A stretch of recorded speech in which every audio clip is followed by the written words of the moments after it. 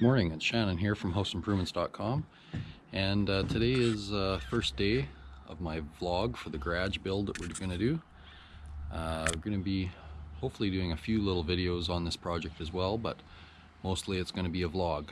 Okay, so basically the build is going to be a 26 by 28 garage, 10-foot walls, box gable roof, and just kind of getting here. Yesterday we had some material delivered, and today it's just a matter of getting set up and hopefully getting a wall or two framed.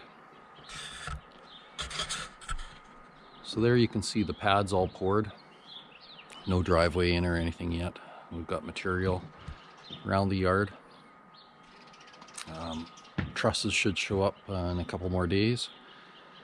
And excited to get building. It's probably been around 4 or 5 years since I've done a garage, so it's going to be fun. Okay, let's see how it goes. Okay, well, this was the end of the first day of the garage. It was very productive. I got just about 3 walls completely framed. So I've got the two long 28-foot walls all finished, laying here ready to go.